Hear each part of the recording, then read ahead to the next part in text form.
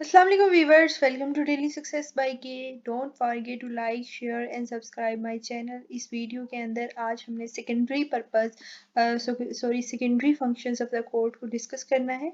तो हमारी जो जो चीज़ें डिस्कस हो चुकी हैं मैं वो आपको ज़रा बता दूं। हमने पार्ट 1 के अंदर डिस्कस कर लिया हुआ है कि इंट्रोडक्शन ऑफ कोड, ठीक है, जिसके अंदर हमने डेफिनेशन और हिस्टोरिकल ओवरव्यू देख लिया है। तो अगर आपने ये वीडियो नहीं देखी, काइंडली इस वीडियो को देखने से पहले आप फर्स्ट 2 वीडियोस को गौर से देख लीजिए और उनके नोट्स बना लीजिए, फिर ही आपके पास सेकंड वीडियो का कोई फ़ायदा होने वाला है। फिर उसके बाद हमने सेकंड वीडियो के अंदर प्राइमरी कोड्स जो हैं वो हमने प्राइमरी फंक्शंस ऑफ कोड्स जो है वो डिस्कस कर लिए हुए हैं, जिसके अंदर हमने डिस्प्यूट रेजोल्यूशन को देखा, हमने देखा upholding the rule of law, फिर प्रोटेक्शन ऑफ राइट्स और social order and public safety हम देख चुके हैं। ठीक है, ये थी हमारी पार्ट 2 वीडियो का जो हम ऑलरेडी कर चुके हैं। तो इन केस अगर आपने ये वीडियोस नहीं देखी हैं, फॉर एग्जांपल पार्ट 1 और पार्ट 2 नहीं देखा है, तो काइंडली उसको देख लीजिए, वरना आपको इस वीडियो का कोई फ़ायदा नहीं होने वाला है। और मैं पहले ही बता रही हूँ, आज का जो वीडियो का टॉपिक है वो हमारा होएगा सेकेंडरी फंक्शन ऑफ कोड्स। ठीक है, सेकेंडरी फंक्शन ऑफ कोर्ट्स है हमारा। इसके अंदर हम अल्टरनेटिव डिस्प्यूट रेजोल्यूशन देखेंगे, जो ऑलरेडी आप पार्ट 2 के अंदर भी पढ़ चुके हैं। मेडिएशन और आर्बिट्रेशन का कहीं ना कहीं आपको कॉन्सेप्ट होएगा।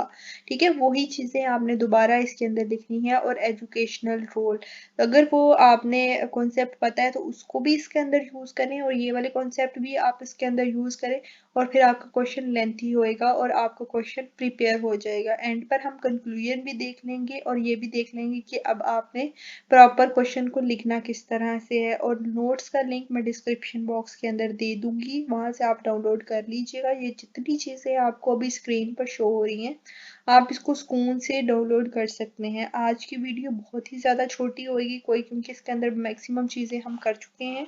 तो बिल्कुल थोड़ी सी चीज़ें हैं जो रहती हैं, तो वो अभी हम कर लेंगे 3-4 मिनट्स के अंदर, और फिर आपका ये क्वेश्चन कंप्लीट हो जाएगा। ठीक है, secondary functions of the code, इसके अंदर है अल्टरनेटिव डिस्प्यूट रेजोल्यूशन। देखो, ये ऐसे वेज होते हैं अल्टरनेटिव डिस्प्यूट। एडीआर एक ऐसा प्रोसेस है जिसके थ्रू लोगों को कोर्ट्स के अंदर नहीं जाना पड़ता, लोग आपस में बैठ के खुद ही मसला सुलझा लेते हैं। कोर्ट्स में तो तब जाते हैं ना जब दो पार्टीज किसी सूरत भी एक दूसरे के साथ बैठने को तैयार नहीं होती और वो कोर्ट के अंदर अपना फैसला ले जाते हैं।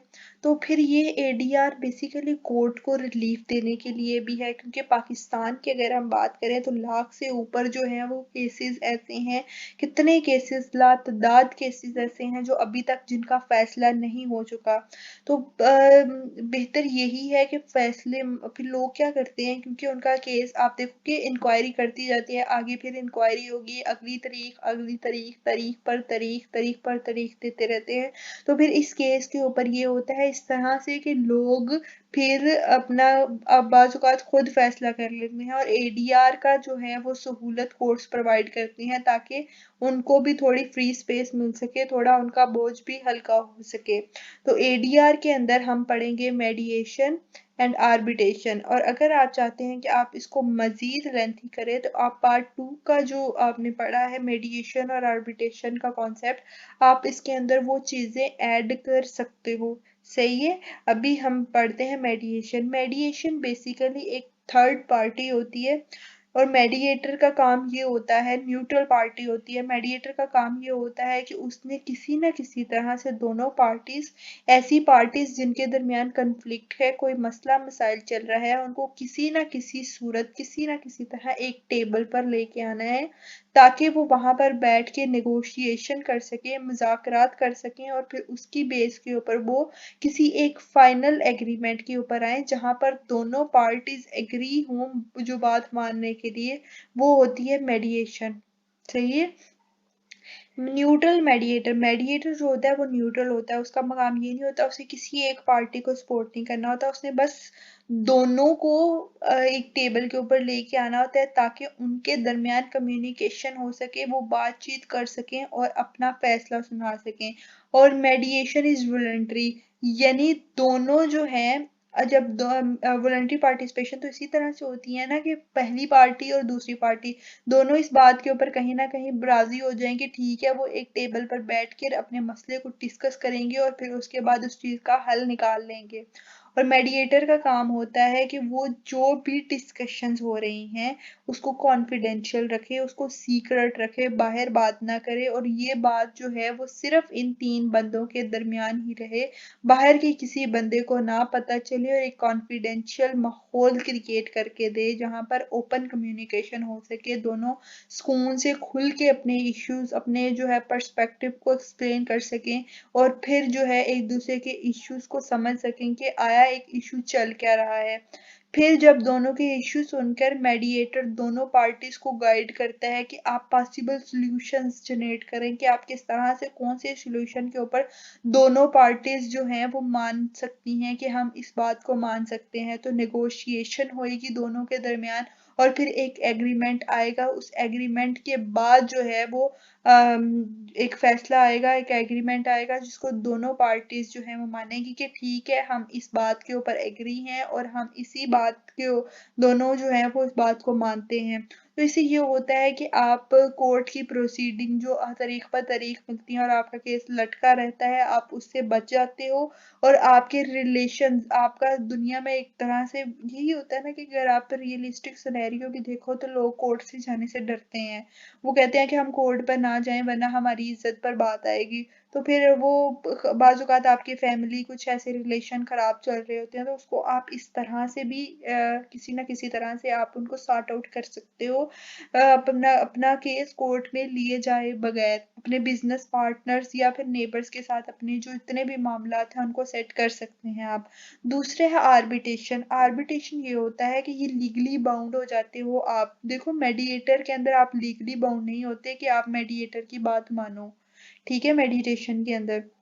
आर्बिट्रेशन के अंदर ये होता है कि आप थर्ड पार्टी को ये फैसला दे देते हो, ये इख्तियार दे देते हो कि आपके दरमियान जो भी डिस्प्यूट है वो अपनी मर्जी से जो भी फैसला, जब दोनों का सुनकर न्यूट्रल बॉडी एक्ट करते हुए दो जो फैसला करेगा हम वो बात मानने के लिए तैयार हैं, और हम उस बात को जो है वो जो भी वो फैसला होगा फिर लीगली वो बाइंड हो जाते हैं कि वो उस बात को मानेंगे ही। ठीक है, ये अल्टरनेटिव डिस्प्यूट रेजोल्यूशन का एक दूसरा मेथड है। ठीक है, एग्रीमेंट टू आर्बिट्रेट। एग्रीमेंट जो है, जो भी आपके पास आर्बिट्रेट जो फैसला करता है उसको आपने मानना होता है। सिलेक्शन आप अपनी मर्जी की कर सकते हो, या फिर आप एक सिंगल आर्बिट्रेटर भी रख सकते हो, या फिर आप एक पैनल भी मतलब ग्रुप होता है, पूरा पैनल बना होता है, उनके सामने आप अपना केस डिस्कस करते हो और फिर उसके बाद वो सब मिलकर एक फैसला करते हैं और आपको वो फैसला मानना होता है।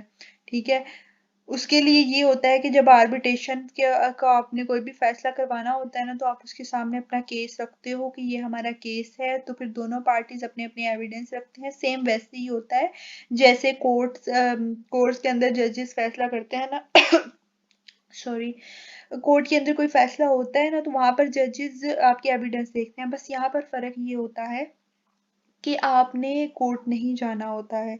आर्बिट्रेशन के अंदर आपने कोर्ट नहीं जाना होता, लेकिन आपको उनका फैसला मानना पड़ता है और जो भी डिसीजन वो करते हैं आपको मानना पड़ता है। आर्बिट्रेशन प्रीसीडिंग्स जो होती हैं वो प्राइवेट होती हैं, कॉन्फिडेंशियल होती है, कोई भी कोर्ट की इंटरफेरेंस इसके अंदर नहीं होती, और आर्बिट्रेटर का ही फाइनल फैसला होता है, उसको आपको मानना पड़ता है। ठीक है, अब देखिए आर्बिट्रेशन का फायदा होते हैं, देखो ये जो एडीआर है, अल्टरनेटिव डिस्प्यूट रेजोल्यूशन है, इनके बहुत फायदे होते हैं। इनके फायदे ये होते हैं कि आपकी अपनी कॉस्ट बच जाती है। एक तो आपको खर्चा नहीं लगता, वकीलों का खर्चा हो गया, फिर उसके बाद आपकी तारीख है, कोर्ट जा रहे हो, ट्रेवल एक्सपेंस आ रहे हैं, डिफरेंट डिफरेंट एक्सपेंस आपको पड़ते हैं, आप उससे बच जाते हो, आपका टाइम बच जाता है, क्योंकि कोर्ट के अंदर बहुत सारे केसेस पेंडिंग पड़े होते हैं और फिर वो आपको तारीख देते जाते हैं, और इससे आपका टाइम बहुत ही ज़्यादा जो है वो कंज्यूम होता है। और सबसे अहम चीज़ जो लोग जिस चीज़ से कोर्ट पे जाने से डरते हैं वो कहते हैं कि हमारी बातें सबके सामने खुल के आएंगी और वो उससे हमारी बेइज्जती हो सकती है। तो फिर ये इस कोर्ट उनको एक सेकंड ऑप्शन दे देता है, अल्टरनेटिव डिस्प्यूट रेजोल्यूशन एडीआर का, जिसके थ्रू वो कॉन्फिडेंशियल चीज़ें रख के अपने जो जितने भी जो इश्यूज हैं उनको डिस्कस कर सकते हैं और उनको सॉर्ट आउट कर सकते हैं। सकते हैं। ठीक है, ये हमारी आज की वीडियो का टॉपिक था कंक्लूजन। कंक्लूजन के अंदर आपने बताना है कोड्स क्या है, थोड़ी सी एक लाइन लिख देनी है, 2 लाइन ये लिख देनी है, उनका हिस्टोरिकल बैकग्राउंड लिख देना है। उसके बाद 2 लाइन्स में इसका जो है वो आप लिख दें प्राइमरी फंक्शन, सेकेंडरी फंक्शन। अगर आप अपनी तरफ से कोई भी आर्गुमेंट देना चाहते हैं, कोई भी सोल्यूशन देना चाहते हैं, आप वो भी दे सकते हैं। ठीक है, ये आपका हो गया कंक्लूजन। पासवर्ड मैं इस वीडियो का बता दूं, वो है आपके पास 8, 9 और 0 इसका पासवर्ड है। जब आप ये लगाएंगे नोट्स पीडीएफ फॉर्म में खुल के आ जाएंगे, वहां से डाउनलोड कर लें। मेरी वीडियो को लाइक ज़रूर करके जाइएगा। अपना बहुत सा ख्याल रखें। अल्लाह हाफिज़।